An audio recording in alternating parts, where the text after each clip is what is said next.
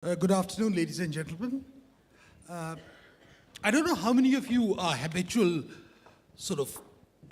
frequent a site called Twitter. Well, I happen to do that sometimes.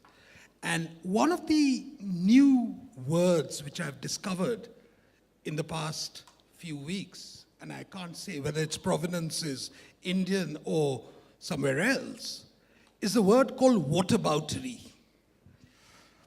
Now, whataboutery basically talks about, if you talk about Paris, someone will say, what about Beirut? If you talk about this, if you talk about Gujarat, someone will say, what about Punjab? And so on and so forth. So this thing, what might be called comparisons of various phenomena, that there is a moral equivalence between various types of evils, between various types of undesirable things, has been a frequent feature of this. And we've seen it very sharply in focus in the latest reactions to the massacre in Paris. In an article which appeared this morning in the Times of London, the historian Neil Ferguson had a very interesting and quaint take on the killings in Paris. And he invoked Gibbon's Decline and Fall of the Roman Empire.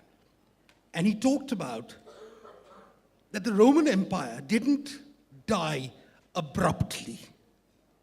It died over a course of 400 or 500 years, a process of slow decline. And the implication he suggested was that what we are witnessing, in some ways, by its inability to cope with radicalism, which is emanating from somewhere in the Orient, is the slow death of Western civilization and an inability to actually confront or even realize the challenges which are there. Now, today we have a galaxy of people with very different experiences and takes on the feature of radicalism. Should I say Islamist radicalism? We have Daniel Pipes, who's written exhaustively, sometimes quite provocatively, on West Asia, particularly the conflict between Israel and Palestine. He's been perceived sometimes to be a partisan of Israel, a point of view I don't necessarily disagree with.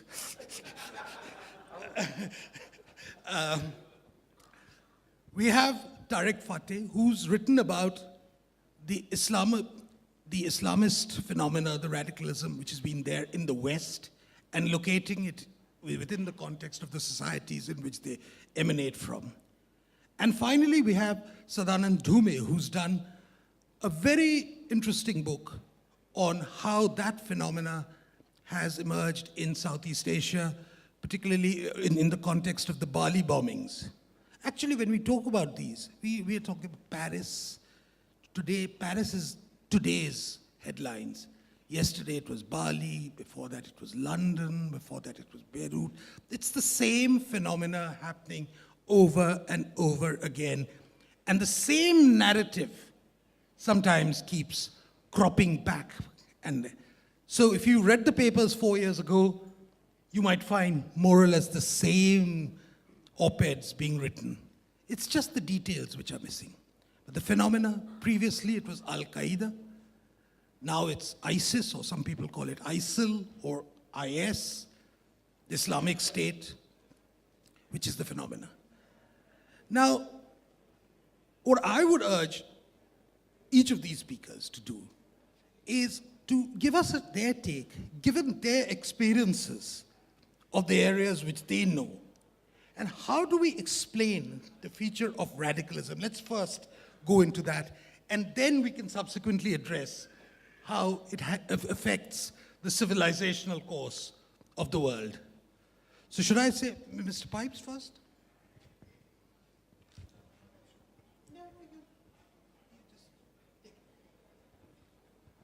I've been introduced as controversial, so I will attempt to be controversial. My thesis is simple, that there have been three earth-shaking radicalisms that have challenged civilization in the past century: fascism, communism, and now Islamism. Two of them have basically been marginalized and defeated. One of them remains. The great challenge today is to defeat it as well. Let me begin with some concepts, some thoughts about civilization and radicalism. Civilization can mean two things. It can mean the building up of skills. It can mean humanity, humanism, generosity, the opposite of barbarism. I particularly like the definition of civilization is that where every man gives to every other man the right he claims for himself. Mutuality, generosity. The notion of clash of civilizations became widespread after a 1993 article by the American political scientist Samuel Huntington. He had this notion that looking forward from then, quote, the fundamental source of conflict will be primarily ideological, will not be primarily ideological or primarily economic. The great divisions among humankind and the dominating source of conflict will be cultural. And he found 7 or 8 such units, including the Hindu unit, the Western, the Confucian, the Japanese, the Islamic, Slavic Orthodox, Latin American, and maybe African. This got a lot of attention. I don't think it's a useful idea.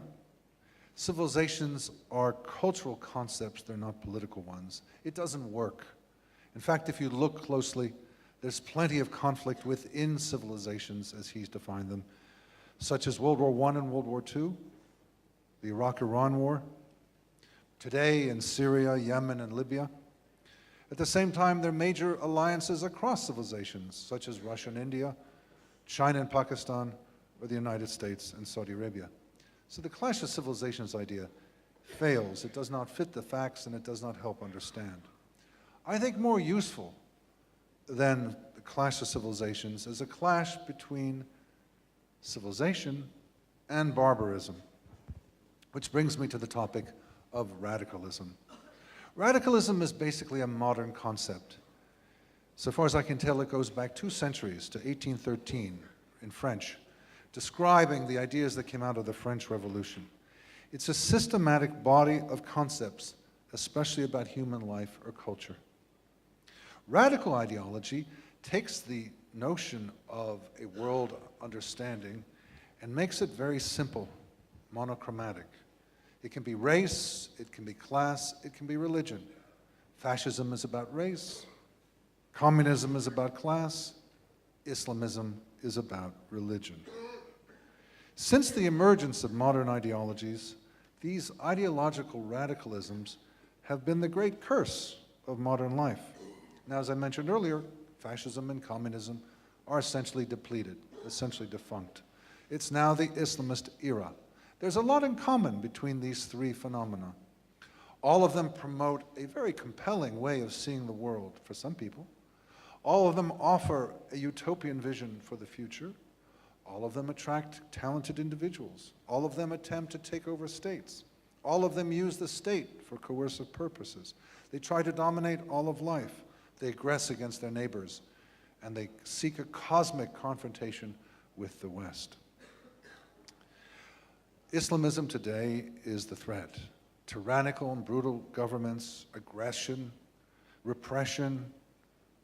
It threatens the whole world. Just to look at South Asia, there's the Taliban in Afghanistan, there's Pakistani radicalism against India, and there's the Bangladeshi persecution of Hindus. How to respond to this threat? There are basically 2 ways to respond to it. Everyone agrees it's a threat, but there are very different ways of understanding how to respond. One way, which I'll characterize as the left, seeks multiculturalism and understanding.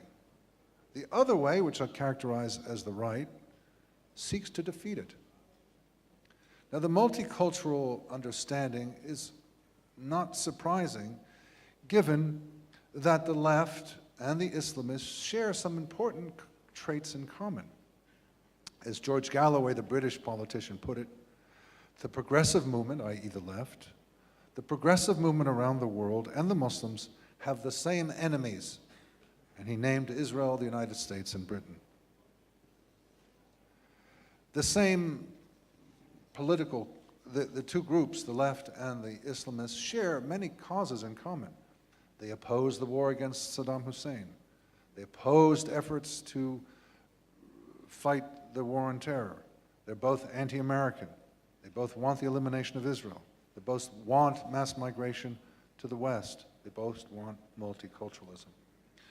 The other view, the right view, sees Islamism as an enemy that cannot be accommodated but must be defeated, much as fascism was defeated in the Second World War and communism in the Cold War. There's no way to appease it. There's no way to buy it off. There's no way to change one's foreign policy to accommodate it. It has to be fought and defeated. As Tony Blair put it nearly a decade ago, we are fighting a war about how the world, so let me try that again. We are fighting a war about how the world should govern itself in the early 21st century, about global values. The goal has to be the elimination of Islamism and its replacement with an Islam that is modern, moderate, democratic, humane, liberal, and good neighborly. One that is respectful of women, homosexuals, atheists, one that grants non-Muslims the same rights as Muslims. Looking forward, I see that the attempt to defeat Islamism is rather weak. People get upset by it, but they don't actually do much. On the other hand, Islamism itself has some major faults, some major flaws that may bring it down of its own accord. In particular, the Islamists fight each other. Look at Syria today. In particular, also, Muslims who come under the rule of Islamism don't like it.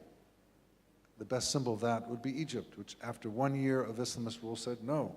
The largest political demonstration in human history said no, we don't want Islamism.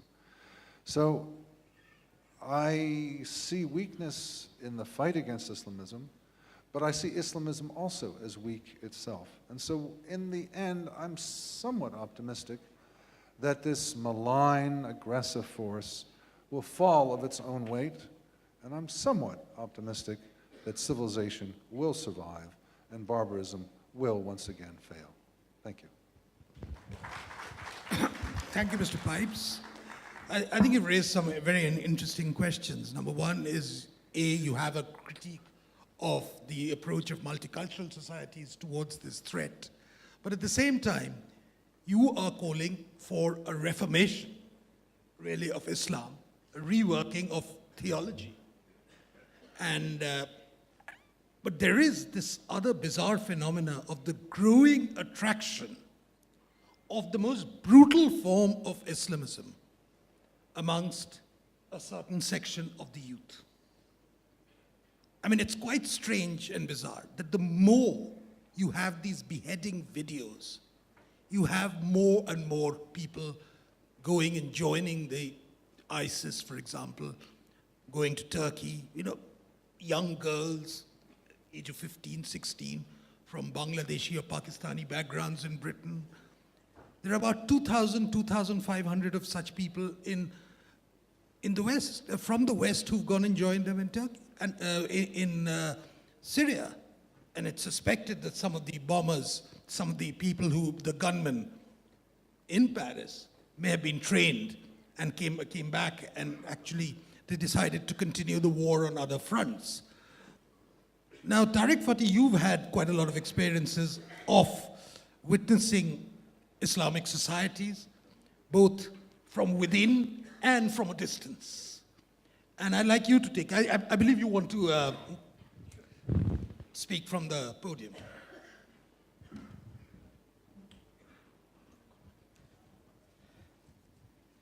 Good afternoon, namaskar, assalamu alaikum. Let me cut to the chase. In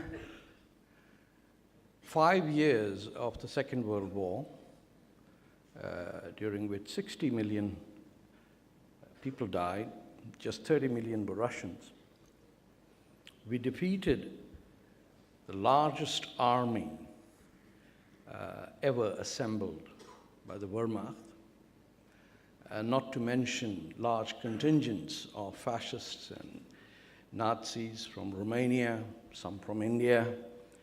In fact, even the Warsaw Uprising was put down by, surprisingly, a German Muslim regiment called the East Turkmenistan Army. But in the last 15 years at least, we have failed completely. And the more we attempt to resolve or defeat the enemy, we are caught in a paralysis of analysis. I really don't care whether Mr. Samuel Huntington makes sense or not. I know one thing. There is an enemy who claim to have a civilization and who have utter contempt for anyone whose civilization means happiness and joy. Someone suggested this morning that the attacks on Paris were a direct result of French bombardment of Syria. That was not true. The American gentleman, with all due respect, was referring to a Brazilian cartoon that suggested that. The fact is that ISIS said they attacked Paris because it was a city of sin. Now, when you have people at the intelligentsia, at that level, not clear-headed, in fact, everyone cast in the armor of Chamberlain out to please the enemy and come back with the paper in hand saying peace is at hand, at a time when Hitler was liquidating the Jews, was annexing Czechoslovakia, Bavaria, had its eyes on the entire European continent, and for all the admirers of Hitler's books in India, he had nothing to do with that swastika. I'm amazed that the number of bookstores that sell Mein Kampf in India just alarms me, but that's a separate subject. But let me show you something that today illustrates the abject cowardice of a people who are more interested in pro-sport and their summer vacations and their comfort and their air conditioning than any other place, any other value. And let me show you this one slide. I had asked my wonderful colleague over there to present it. This, ladies and gentlemen, this is the Great Britain that once ruled the world. And this picture is from yesterday. If you do not have a spine to upright yourself, Mr. Cameron, stand aside and go work for one of the many consultancies that the Kingdom of Saudi Arabia operates, and where the government of Pakistan can buy an American Undersecretary of State for $1 million. The West is for sale. If this current leadership had been there, we would have been under Nazi rule, and Hirohito would have been the emperor of India. And he wouldn't have left you with Netaji. Trust me. If you think somebody did a conspiracy against Subhash Chandra Bose, no, we were gun fodder. We have an enemy, and I don't care what we define the other side. That enemy is the people who believe that life begins after death. Now, some of you believe in that, but you have a return ticket. You might come back. My people just want to go and have a party there. And you can't stop us, because when I asked my daughter at University of Toronto how she compares the Hindu and the Sikh and the Muslim, who are her colleagues in Toronto, she said something quite compelling. She said, Dad, almost every Sikh wants Khalistan and would never like to live there. Almost every Muslim would like to have a khilafah, a caliphate, and would like to live there. Every Hindu young man wants to be a CEO, and every Hindu young woman wants to be his wife. I can assure you that not one of the Indo-Canadians of the Hindu persuasion is interested in anything other than personal wealth and accomplishment. If Mr. Cameron upset you, look at your neighbors and tell them, what have you done to stem this flow that nurtures itself in the land of the Indus and the Ganges and nowhere else? And I say that because the great century of Islam was between 1850 and 1950, when after a catastrophic defeat of immense proportions in 1857, the Muslim hard drive had been zapped and there was nothing on it. And they started afresh from Aligarh to understand, both in Egypt and India and in Iran, that wearing trousers, going to university, looking good to your wife, eating with a fork and knife, this whole worship of the past is going to lead you to the past. And they came out till 1950, when almost every Islamic society had one of the most dandiest set of politicians. In fact, the rogue Muhammad Ali Jinnah himself looked smart. The one single man who is responsible today for the catastrophe we face has not yet been identified. And he was born in the Indian subcontinent. His name is Muhammad Ali Jinnah. He created the first Islamic State. You should know that. But the Indians seem to have forgotten that the Indus does not flow in India anymore. You've conveniently withdrawn yourself to the Wagha-Atari border and said, Yehi hoga Hindustan. Whereas Lahore, the city of Lord Rama, is not even in your hands. You don't have the Indus. Half your Punjab, that's the first word in your national anthem, is not in your hand. The Sindh that you talk about, most Indians sing, is Saraswati River. It's the reality that you have abandoned.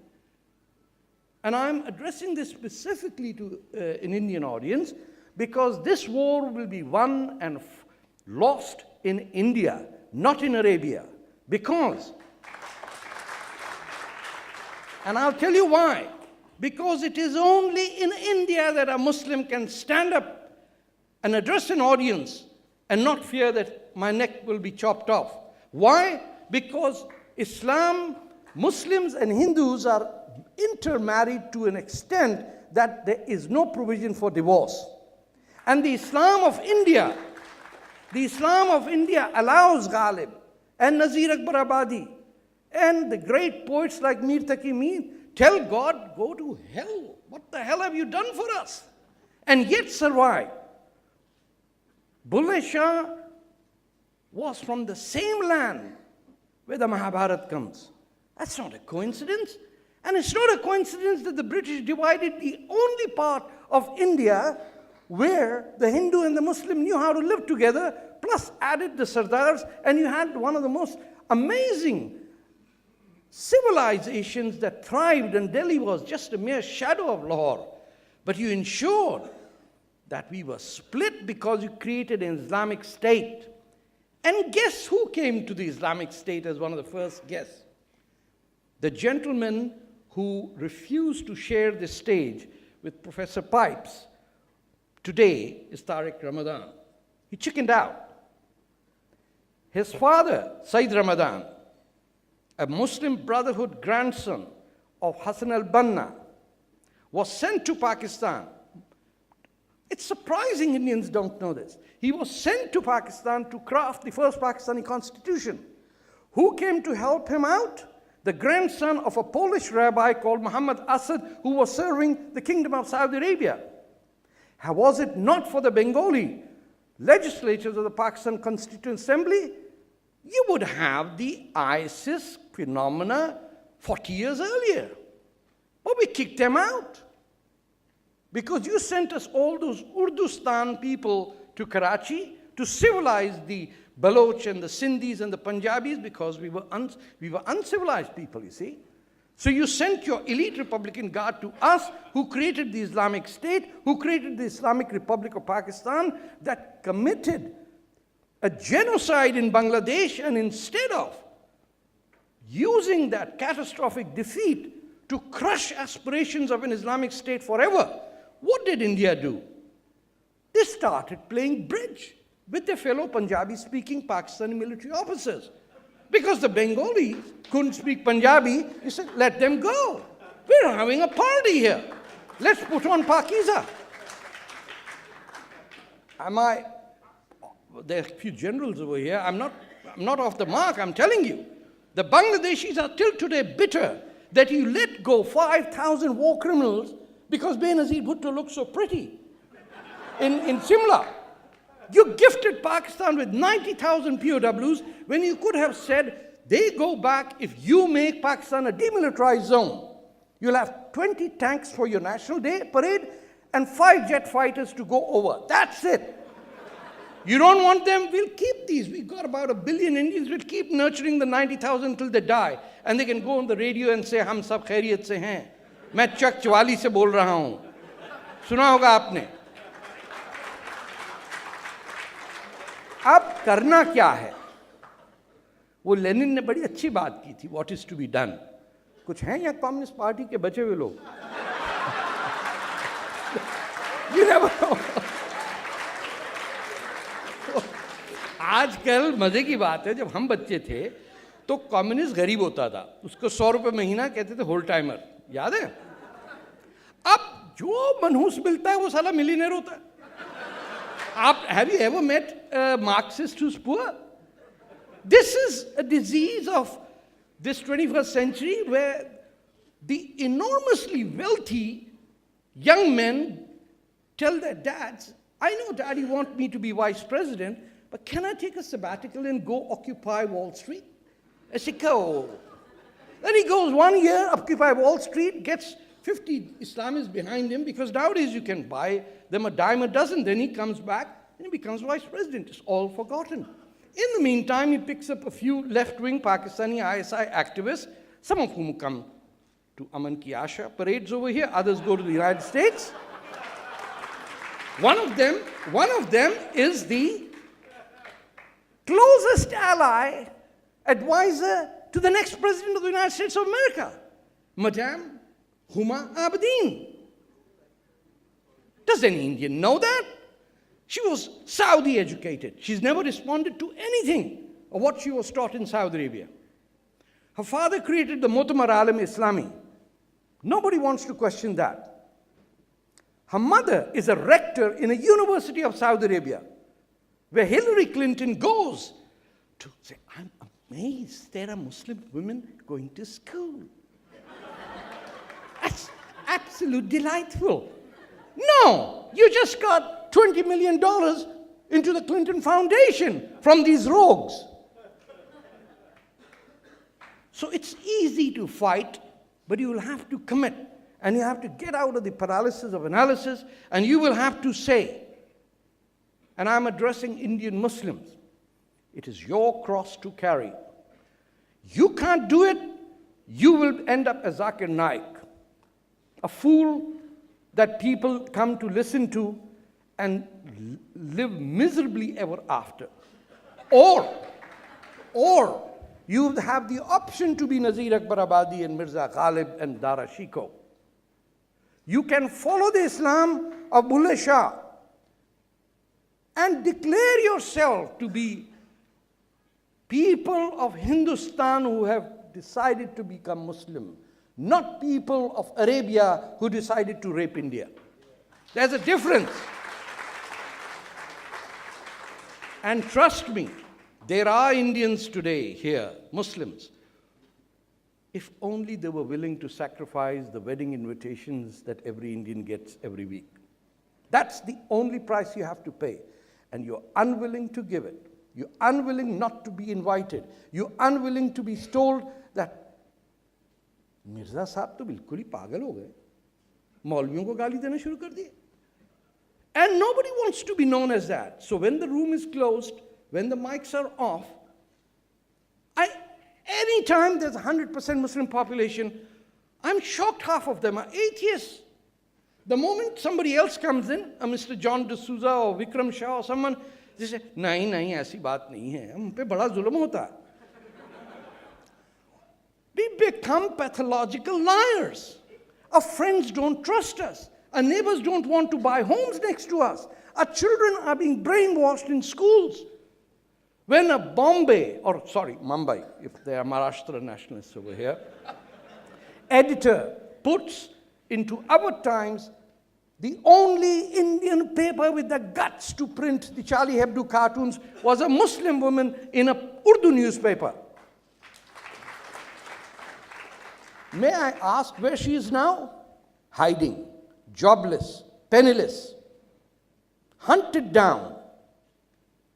Where are those Bollywood actors, the great Khan brothers? Where are they now? Where are they now? A woman that stood up like a giant of a man and said, to hell with you, I will print the cartoons. She had no place to hide. Where is Taslima Nasreen and in the great refuge of the communist state of West Bengal? Who came up when she was being beaten up in Hyderabad? These are all Muslims of the Indian subcontinent. Why is there not a solidarity with the lone strugglers who are standing up with their lives on the line? I can't even visit Pakistan anymore. My brother had to change his last name. My sister doesn't own me. I've lost my family forever. And I'm not the only one. But instead of fighting the rogue state of Pakistan and dismembering it by supporting the independence struggle in Balochistan, what does even the BJP government of Prime Minister Modi, who I do respect and I support, what do? They keep inviting the same fools from Aman Ki Asha and bring them over here. Anyone who has met a military dictator, has honored him, should not be allowed to enter this great country. If you believe in the two-nation theory, you're persona non grata. If you want a visa, you need to declare, I denounce the two-nation theory of Muhammad Ali Jinnah, and I don't give a damn about that. If he can't or she cannot, he is not allowed. ठीक है ना? कोई गलत बात कह रहा हूँ राम साहब? इतनी मुश्किल क्या है? If you want to leave Pakistan, they make you declare that you hate Ahmadi Muslims, right? There are no Pakistanis here, so how would you know? My daughter, who was 6 months old, had needed a passport. She had to declare that Ahmadi Muslims are Israeli agents. They're actually Jews. They're inspired by Hindus. And the 6 month, of course, it's a guy. Just give me 100 rupees. We'll say she signed it. So she made a declaration at 6-month-old baby that, now, if you can get that done, if Natasha's, by the way, she's coming tomorrow to India, she should have to declare, as a Pakistani-born person, that I hereby declare and denounce the racist two-nation theory that amputated the two limbs of historic India. And I beg for, well, I don't need to, but if I was in charge, I would say, and I beg forgiveness for the crimes committed by my ummah. Because I do take ownership of Arabs did great things, Muslims contributed great to mathematics. Yeah, you stole it from one guy, gave it to another, and cut the commission in between? I'm sorry. You wiped out the Egyptian language? You made Egyptians into Arabs overnight? You are anti-India because you couldn't, after 700 years of trying, break the will of the Indian people. Not even the Muslims of India wanted to speak Arabic. Of course, they threw in the script, and everybody now thinks if you can read the Persian script, you're an intellectual. If you just live up to Devanagari script, you're just one of those ordinary, So here's I'll conclude. I know I'm pushing the limits. We have to, as people looking to save Western civilization, trust me, Chinese, Indian, Egyptian, Roman, don't care. The civilization that gives me the insulin that keeps me alive, the civilization that allows my daughter to travel alone in an aircraft that never existed in other civilizations, the civilization that gives you the phone to 20 or 800 million Indians or however, is the civilization that we have to fight for. Somebody yesterday suggested of going back to Bhutan. No one's applying for immigration to Bhutan. Is there anyone here? No. They're going for immigration to Germany. Not even the goddamn refugees want to go to Bhutan. They don't even want Slovenia or Croatia. They want the best. Germany and Sweden. That's where they want to go. So that's the civilization. The French and American Revolution, the Canadian Constitution. That's what the future of humanity should be, where individual human rights and the right to leisure and pleasure are not associated with guilt. To fight that, you will have to make room for Muslims to be able, because it is our fight. You cannot do it. The moment you open your mouth, you will be called an Islamophobe. But the moment I discuss it, the most they can say is, गद्दार है. हम तो हैं गद्दार, अंग्रेज के थे, तो अब तुम्हारे हो गए.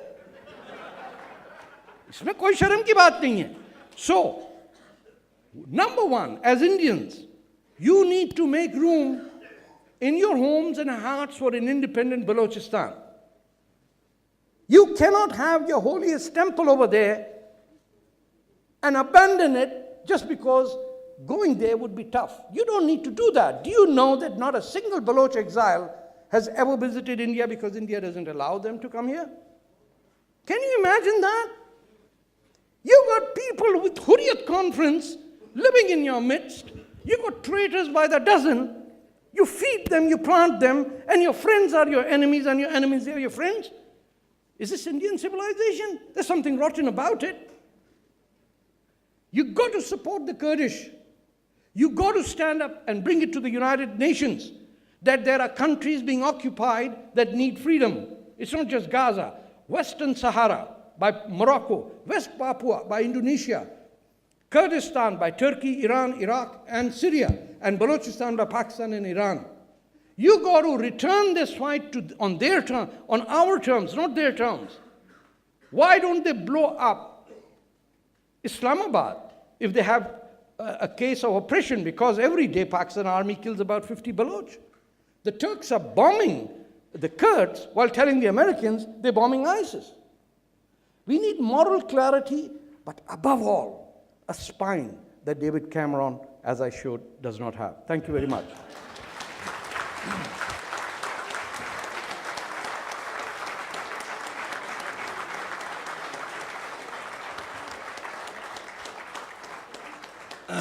Thank you, Mr. Fateh. I think I would recommend to Ram Madhav that you arrange for a slightly extended stay for Mr. Fateh. At least I want to expose him to Indian television viewers. I think that will be a particularly that will be a wonderful corrective to the discourse which has taken place. Now, Sadanand, if you can better that act.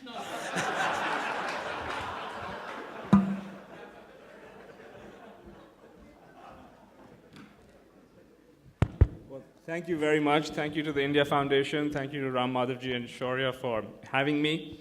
And though I'm very grateful to be here, I must start with a complaint, which is that it is, of course, impossible to better that act.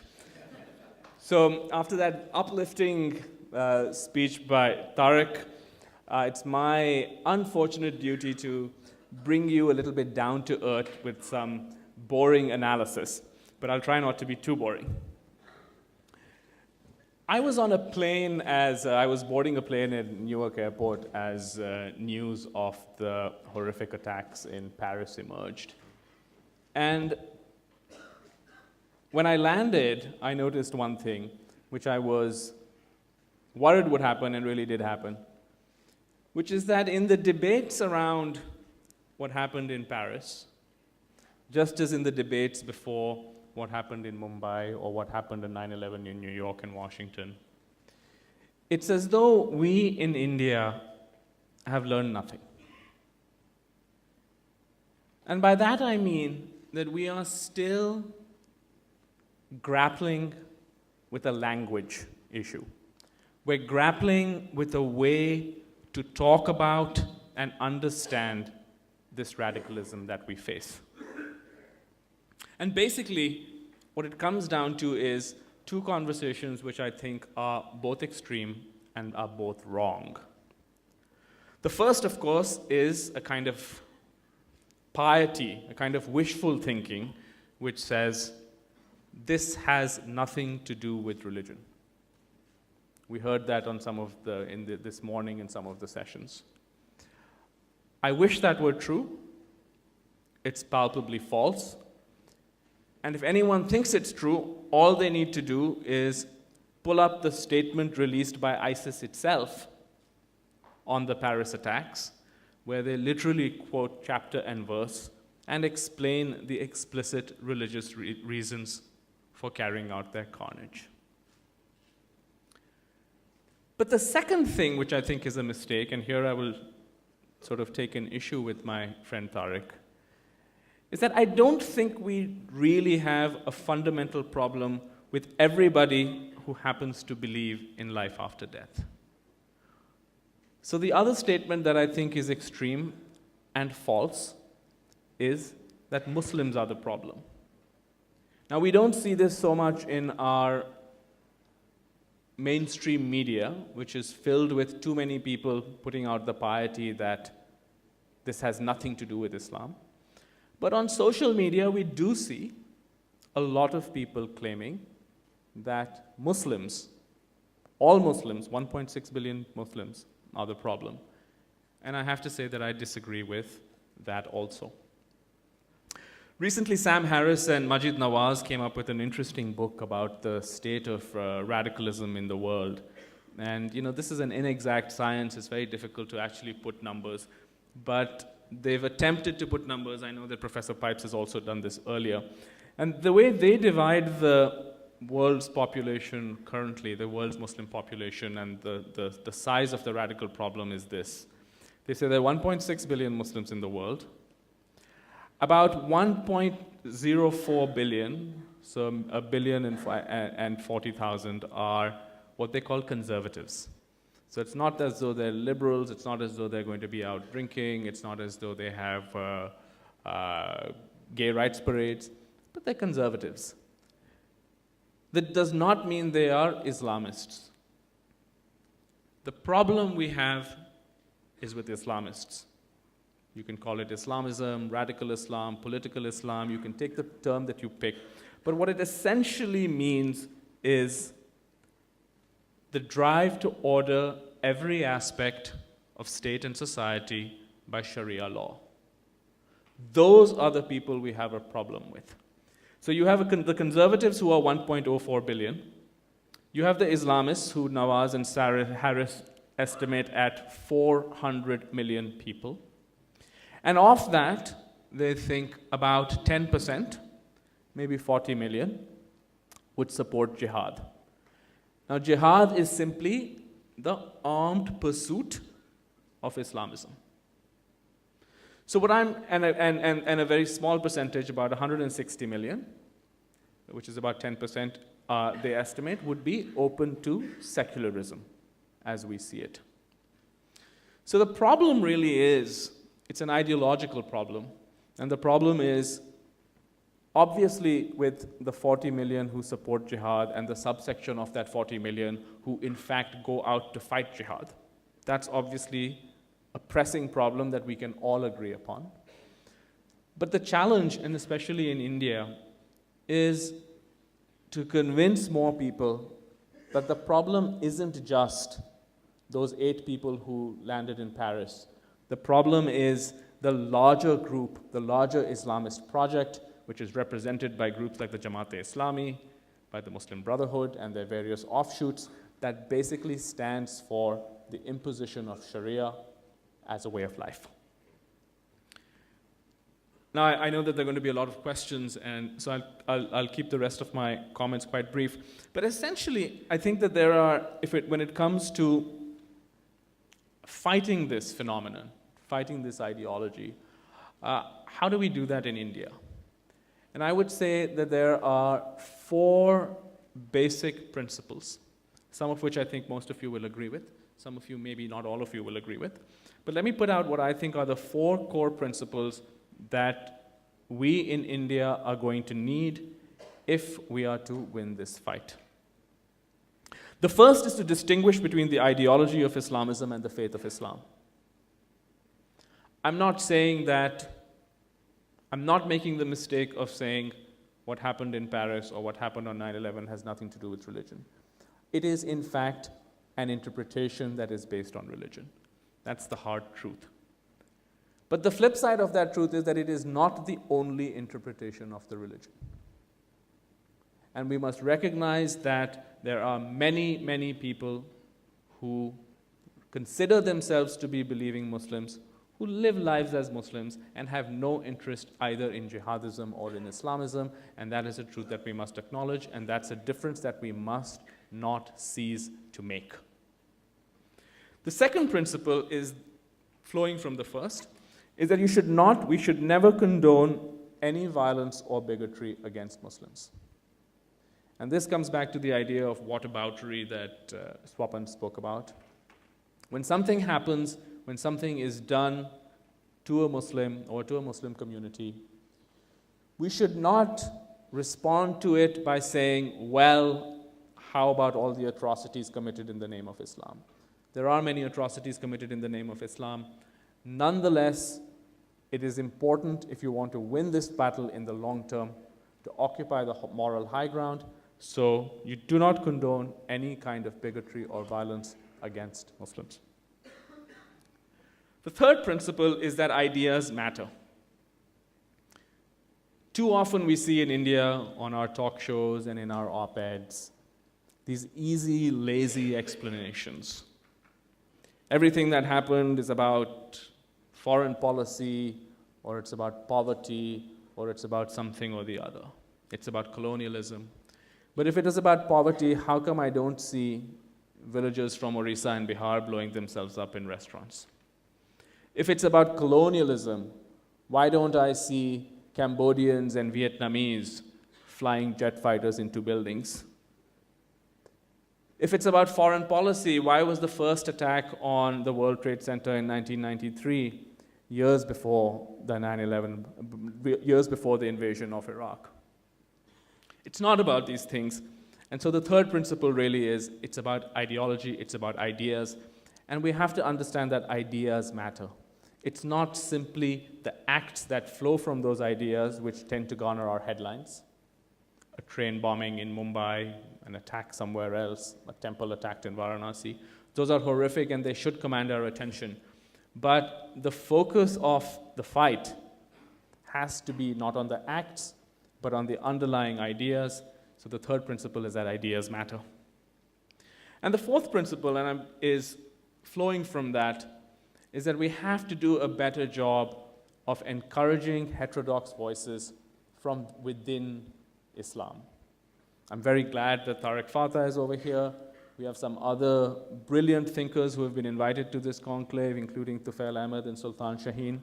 The problem that I see in India every time I switch on the television is that when you have a Muslim representative, it's either Asad Owaisi or Zakir Naik or someone else who basically stands for a fundamentalist interpretation of the faith. We are not able to give enough space to, enough airtime to people who are actually coming from within Muslim communities, coming from within Muslim families, and challenging some of these ideas that lead to violence, lead to terrorism, threaten civilization. So to sum up, I'd like to sort of reiterate that our discourse in India needs to change. Most of the problem is on the left because they're simply in denial. They don't want to talk about this. They don't want to see it for what it is. They don't want to recognize terrorists when terrorists say what they are themselves. The terrorists, by the way, are not apologetic about this. The Islamic State has no problem calling itself Islamic. It's the left that says, it's a sort of it's like a jihadist comes up to you and says that I want to murder you because I want to become a martyr and go to heaven. And the leftist says, no, you really want to murder me because you want a Mercedes. And then the jihadist says, no, I actually have a Mercedes and I still want to murder you. So we have to understand, we have to take these people at face value. We have to take their values we have to take what they say at face value. We have to look at this coldly. We have to look at it rationally. But the flip side of this is that we have to be very careful to distinguish between people who have taken this path. It's a minority. It's a large number of people in absolute terms. It's still a minority in terms of percentage. We've got to keep that difference in mind. If we don't keep that difference in mind, I think it'll be very, very difficult to win this war in the long term. Thank you. Thank you very much, Sadanand. I think in addition to your 4 points which you mentioned, I think there's another very crucial thing which you might have omitted to mention, is that is there sufficient realization and recognition that the Islamist threat also poses a danger to India? Professor Pipes talked about Samuel Huntington. He categorized India as a frontier civilization. The Hindu civilization is a frontier civilization. And I think the assumption there was it could swing this way or that. And I think what we have is we seem to be comforting ourselves that as we grow economically, it's surely the power of prosperity which is going to defeat the ideas per se. And it doesn't really require a multitude of people to be convinced. All it requires is a dedicated handful, the Lenin's Vanguard Party converted into an Islamic idiom, which is what it requires, and you can have horrific consequences. I agree, and I don't think that the trend lines in India are particularly encouraging. I mean, we saw something in the news just today where Azam Khan, this politician in Uttar Pradesh, said that he denounced who he saw as the culprits of the Paris attacks, which of course, according to him, is the United States. The point isn't that this is a politician and he said something inflammatory. The point is that how can someone who says such things find an audience? How is it possible that politicians in Bihar can go campaigning with a lookalike of Osama bin Laden? What does that say? Why does that win you votes and not lose you votes? And I think that many of these things are, why did someone, for instance, again in UP, put a bounty on the head of the Danish cartoonist?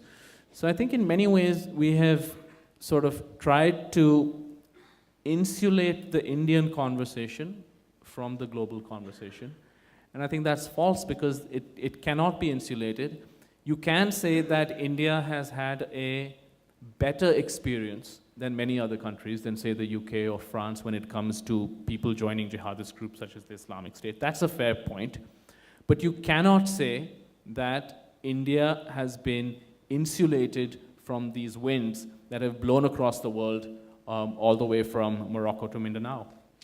You may have been insulated, but there is a temptation to say, like Azam Khan did, that it's all the fault of America, or, and this is something I want to pose to Professor Pipes, is the belief that everything can be located somewhere in Jerusalem, the problem.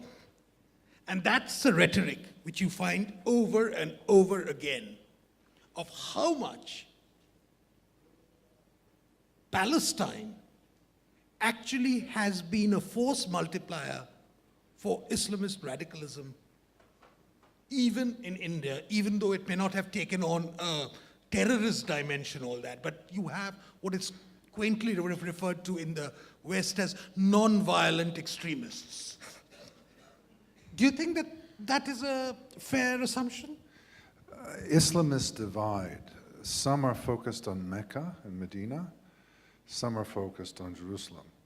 The Salafis, the one with the long beards and the women who are completely covered, they're focused on Mecca.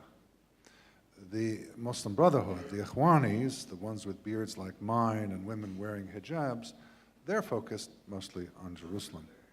It's worth noting, though, were the Arab-Israeli conflict resolved today to general satisfaction, I can't imagine that it would make much difference in terms of the Islamist movement. It is perhaps a conflict that gets people upset, but once they're upset about lots of things. It's a widespread assumption in the Obama administration that if you can solve the Arab-Israeli conflict, then all the other problems of West Asia become easier to solve. I don't think it's true. It would be good to solve the Arab-Israeli conflict, but it would have very little bearing on, say, the civil wars in Libya, Syria, Iraq, and Yemen. It would have very little bearing to do with the aggression of the Iranian state, and so forth and so on. So it's really not that consequential.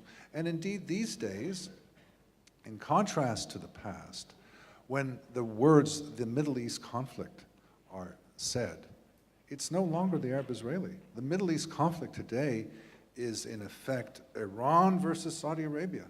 And Israel is a small part. It's more or less on the Saudi side. So the Arab-Israeli conflict is diminishing in importance. You look at Syria on fire. You look at Turkey becoming a rogue state. You look at Saudi Arabia turning away from its historic ambitions to foment Wahhabi revolutions and so forth. Israel, the Palestinians are off to the side. And indeed, the Palestinians are quite aware of this and trying to get everybody's attention. Hello there, we're still here, but they're not succeeding. I know we're running against time, and I'll open it up to a discussion generally, at least. So given the paucity of time, what I'll do is I'll take a clutch of questions, and questions, I mean questions, not the Indian interpretation of questions, which is a little more flexible. First, I think Cleo Pascal of Chatham House wanted to make a small intervention on this. Yes, some of you may have copies of the program with my name in it for this panel. And I'm a journalist, so of course I'm an expert in absolutely everything. But when I saw who was going to be on the panel, I thought it would be better if I sat at their feet and actually just learned from them. So just to explain what that was. I'd like to thank you very much for your courage and clarity on these issues. I do a lot of work, as many of my friends in the room know, in the South Pacific. And the South Pacific, in particular Fiji, is undergoing radicalization now in the Indo-Fijian community. And a lot of the dynamics that you were discussing, you can see on the ground. And it's such a small place that you can see, for example, how essentially an Indic Muslim society is becoming a Wahhabi society. And how the reaction to it, for example, among the Christian Fijians, is creating a really difficult backlash for the Hindu Indo-Fijians and creating more extremism among the Christian Fijians as well. So understanding how it can rapidly escalate in areas that were previously thought to be peaceful is incredibly important. And what can we do to stop that process from rolling out and destabilizing the entire Pacific region and the concurrent difficulties it'll have for the Indo-Pacific societies? Thank you. We'll club the question. So the lady there, oh, Madhu, sorry. My apologies for not instant recognition. My first question is regarding the use of the term radicalism. To my mind, the literal meaning of the word radical is to go to the root of things. Aren't we giving a very respectable term for a horrific politics, for terrorism? I don't know why we're calling them radicals. I can understand them wanting a respectable term, but I don't understand why we should do it here. And this become very commonly used term even in our media. So I suggest next time we discuss this, we drop this term and call it by the right name, namely terror. And in India, we've known Thank you, Tariq, for a brilliant presentation. You're right that Jinnah created an Islamic state. But before that, what ISIS is doing, India has had waves and waves of, what happened to the Sikh gurus. It's not very different from what ISIS is doing today in the name of bringing about an Islamic state. But one little point for Daniel Pipes. It seems to me that America has done enough damage to the world in the name of imposing or bringing about democracy, a certain version of democracy. Now, America wanting a certain version of Islam. If only America stopped defining the kind of Islam, because sometimes Taliban seems to you to have the right version of Islam, sometimes the Saudis. So I really think a hands-off policy and letting this battle be fought without the backing of America, there's a much better chance of us winning in the direction in which Tariq Fatah was pointing. Thank you. Two more questions and then we'll give it to the gentleman there and gentleman here. I agree with Madhuji very much. I would Do like you to have a make- question? 1 minute. Do you all agree to define the so-called radicalism as kafirophobia? Because every Muslim sect, Kafir or something? kafirophobia, we know Islamophobia. Would you all like to call kafirophobia to be exact, precise, rather than radicalism? Okay. Could we have a question from? Sure. We are using the wrong term, and that radical Islam is a wrong term, and this is nothing but perversion of the good value system, and mostly used by Americans using the radical Islam. Islam is Islam. There is no radical Islam. Am I right? No. Tavleen and Patrick. Okay. Tariq, it's for you. You're very right. There was a kind of Indian Islam that produced Ghalib and Mir, sorry, and produced Bulle Shah. It's gone. We now have, I live in Bombay on Marine Drive, and before my eyes, I have seen since 9/11 Muslim women now jogging in hijab. And every Muslim man on that road now has a beard. And if you say that Ghalib once said, Khuda ke vaste parda na Kaabe se utha za, they think you're mad. So do you have any idea, sorry, I have a very bad cough. Do you have any idea, as a former Indian, Pakistani, whatever, of a way of bringing back what really is the only acceptable form of Islam that will work in India? Patrick, that's a final question. Mr. French.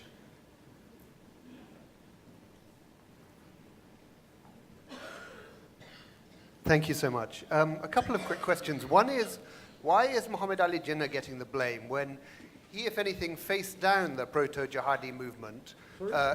Muhammad Ali Jinnah faced down the proto-jihadi movement of people like Maududi and his followers.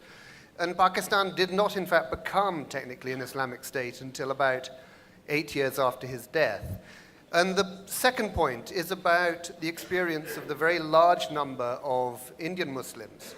I mean, Sadanand touched on this, but I think it's very significant that much, much smaller countries have sent or created so many more international jihadi terrorists. Little countries like Belgium, which has a population of what, about 1 crore people? I mean, in India, you would barely even notice that many. And you can say the same for Germany, you can say the same for Britain, you can say the same for France. I mean, there must be elements of the Indian experience which, if anything, are to be admired and perhaps learnt about by other countries. Okay, now I'll maybe Professor Pipes, you can take off from Madhu's point about whether the United States should sort of retreat. I would certainly take great exception to the fact that the United States has done damage by spreading democracy. I would say this is the great pride of American foreign policy over the past century to have helped spread democracy around the world, but that's a discussion for another time. I do agree with you, however, that the notion that we, and particularly our government, our president, gets to decide who's a good Muslim and who's a bad Muslim is a very bad idea indeed, and there should be no attempt by politicians in general, non-Muslim politicians especially, to decide what Islam should be. Complete agreement there. On the question of Fiji, my very brief answer would be find ways to bring down the price of oil, because it is the Iranians and the Saudis who are taking their various radical ideas to remote places like Fiji, and who are promoting it because they have the means to do so. So the sooner they don't have this kind of wealth, the more difficult it will be for them to spread such ideas. Is Islam basically kafirophobia? No. There are many positive elements of Islam, but certainly integral to the faith has been this notion that what is Muslim is superior to what is not Muslim. And that is something that is antique and not workable in the modern world, and modern Muslims need to push out this idea. And it's possible. All religions change over time. Islam has changed over time. Islam has changed, if I'm going to put it so simply, for the worse in the past 50 years, 65 years since 1950. It can get better again. And part of the effort is to de-emphasize and to reject this notion that Muslims are superior to non-Muslims. And finally, is there just Islam and no distinction? This is a very appealing idea. This is what you referred to before when you talked about social media, making no distinction. I think all of us are very clear in making this distinction. It is absolutely essential to make a distinction between the radical forms, fundamentalist, totalitarian, political, militant, Islamist, call it what word you wish, but this form of Islam that seeks the application of the Sharia in its entirety and its severity, this is one form of Islam that attracts perhaps a quarter, as in the book by Harris and Nawaz, or in my estimation, 10 to 15%, whatever the numbers might be, it's a minority. And the point is that it would be a huge mistake to say that this is all Muslims, because as all of us have reiterated, it is only Muslims who will come up with a different understanding of what it means to be Muslim in the 21st century. It is Muslims who will oppose this radical interpretation, who will offer a civilized, a modern, beneficial interpretation. It is Muslims who will do this. If you're to say that all Muslims are the same and they're all hopeless, then you are discrediting and making it more difficult for those Muslims who seek a modern, moderate Islam. All the Pakistan questions to you, self-professed Gaddar. Let me go to Fiji and draw a parallel between what's happening in Fiji and what's happening in Trinidad. These are on opposite sides. The Muslims of Fiji and Trinidad, or Guyana, or St. Kitts are all Indian Muslims. You will not find Arab Muslims involved in this issue. This is a phenomena because the Iranian is first an Iranian. The Turk is first a Turk. You will never ever hear a term encompassing all Muslims that said Indians and Muslims. You always hear the term Arabs and Muslims. Why? Because there are Arabs and then there are Arab slaves who are Muslims.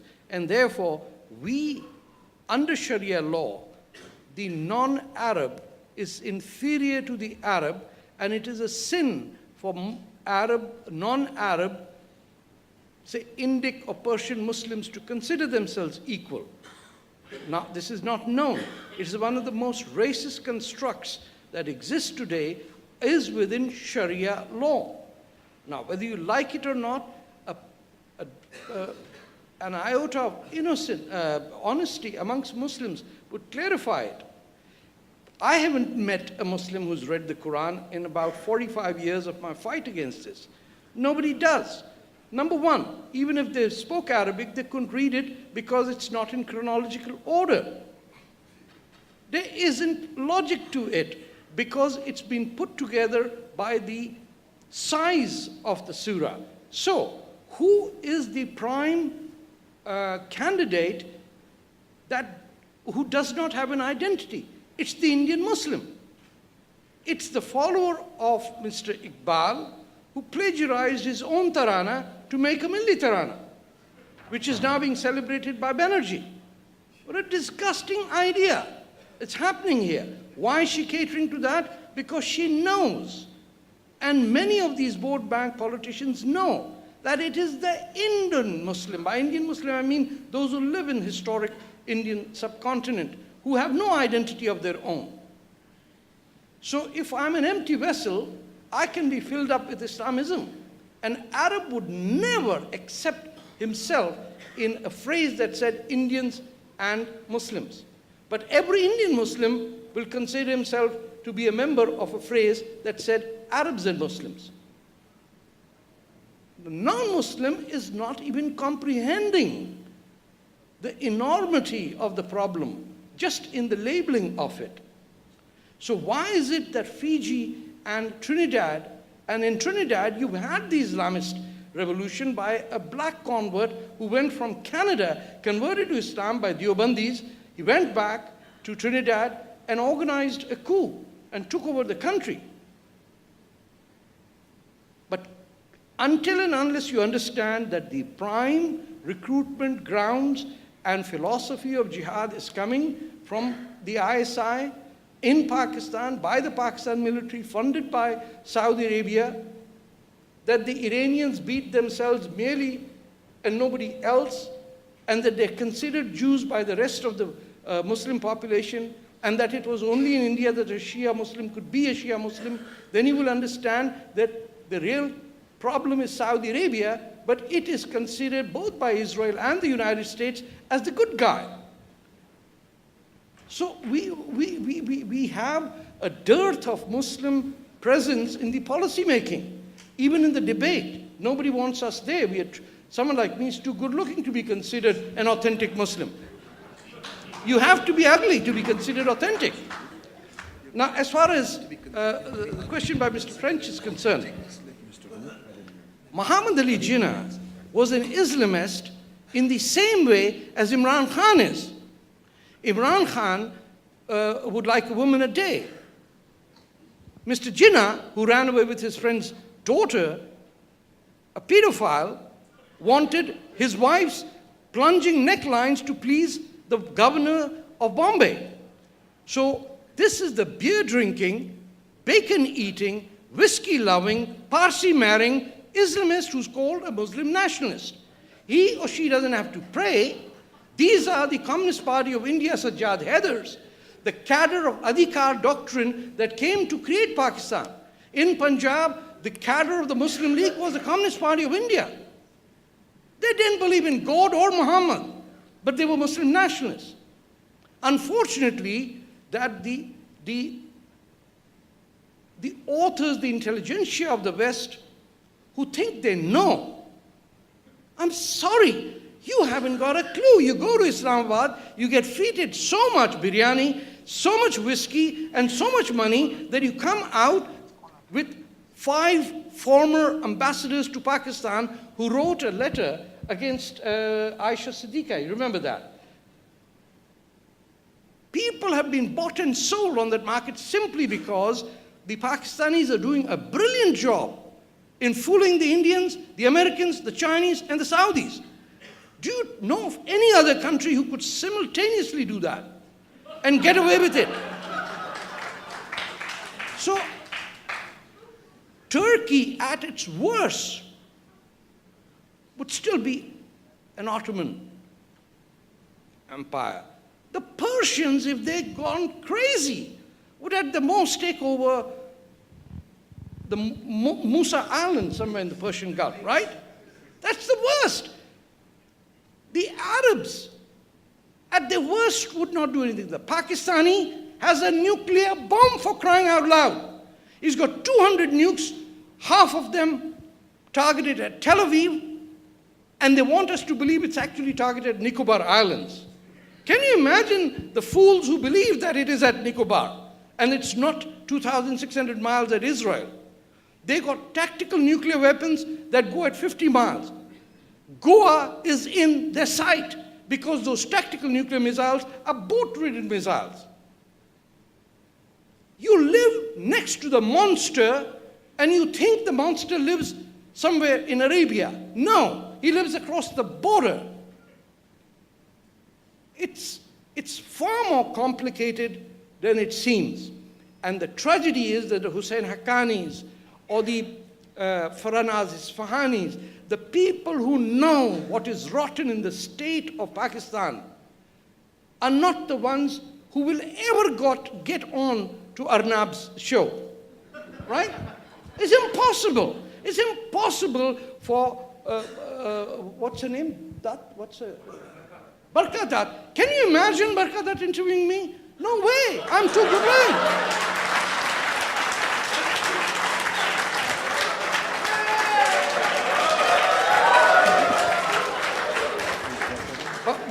But one final word. I think Tavleen had that observation. Why are they wearing bade bhai ka kurta or chote bhai ka pajama? Nobody wants to look ugly, especially their girlfriends. Well, they don't have girlfriends. That's why they die, to get girlfriends. So the question is, why are educated women wearing the niqab who were born in the United States? Who are these conehead hijabis? You know what I'm talking about. These are not the pious hijabis who got flat heads and a tight hijab. I'm talking of the women who pays $200 to get a hair done and then gets covered up by a hijab. You must have noticed them. On stilettos, red lipstick, blue mascara, eyeshadow, fast blinking eyes, expensive glasses right where they should be, and with a white boyfriend. You've seen them all. Who go with the Quran in their hand and are having temporary marriages in North America.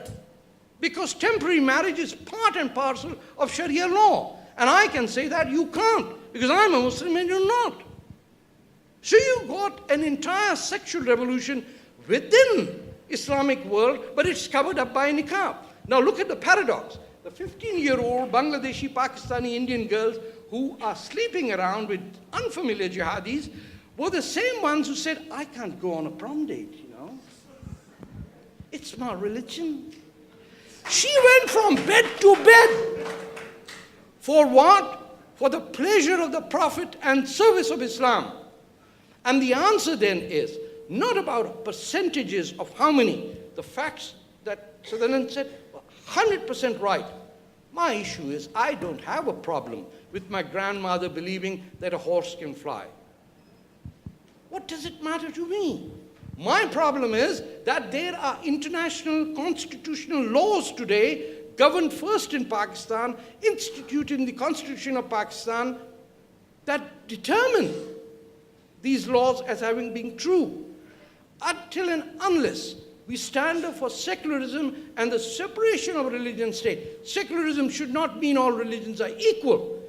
And India is not a secular state, because you can get an FIR cut against me for having insulted, because I have insulted quite a few number of people today. I could get arrested as I got out. Not in the United States. You need the establishment clause of the first amendment of the US Constitution to take as a symbol of Western and human civilization. Then you can say church and mosque and politics are separate. I don't give a damn whether the snake speaks, the monkey flies, or the horse flies. It's immaterial. But you have the right to believe that, but you cannot ask the state legislature of Iowa or Ohio to say that when they pass a law saying no Sharia law, that is racism. No, it's not. We defeated Sharia in Canada in a handful of people. But we were able to diffuse anti-Islam rhetoric because Muslims did it. Canada is the only Western country you will find absolutely no anti-Muslim feeling. Why? Because the appetite for someone to stand up against these monsters is taken by Muslims. If we stand firm against the jihadis, why should it be someone who's a right-wing neo-Nazi? He doesn't even need to do anything, because we're doing this, the duty. In India, the fight against Islamism should be Javed Akhtar's job. The Khan families. you know, Seema Zaidi or whatever her Mustafa, whatever her name is. Where are these women feminists? Where is Javed Anand? All of these people have become subservient to the same philosophy that sends these jihadis in Fiji and Trinidad to blow themselves up. And India is the only place, I don't want to say this because I'm trying to please you, but that's the reality. There's no place. Only in Israel or in India can a Muslim stand up and speak the truth. Believe me. Now this is odd, but that's the fact. Let me get, so your South Pacific question is very interesting, and I'm going to sort of try and link that to Madhu's point about the US. You know, what's happening in the South Pacific, I'm not an expert over there, but it's very similar to what we've seen happen in Indonesia, which I'm very familiar with over the past generation. And what you see is these older Indic, more relaxed forms of Islam giving way to harsher, Arabized, more orthodox forms of Islam. The most obvious explanation, of course, is the fact that the Saudis and the Kuwaitis and the Qataris and so on are very active in seeding mosques and so on. And what they follow is a kind of venture capital model where you see this sort of, I mean, it's fascinating. You can almost see this in real time, where a single preacher will be taken from a village, go to Saudi Arabia, he'll come back, he'll get a grant from the Saudi government, they'll set up a Wahhabi mosque. Before you know it, the burqa start coming on. Before you know it, the old sort of ways of worship are seen as too pagan or tinged with paganism. There's a part in my book where I went to, this is in Central Java, in the hills of Central Java. I was taken secretly by a local person who still practiced the old Hinduized shamanistic form of Javanese Islam. And he took me to a small cave. This was in 2004. He took me to a small cave where President Suharto used to pray. 20 years earlier, President Suharto had taken an Australian Prime Minister. It may have been Bob Hawke, I've forgotten, I don't know which one.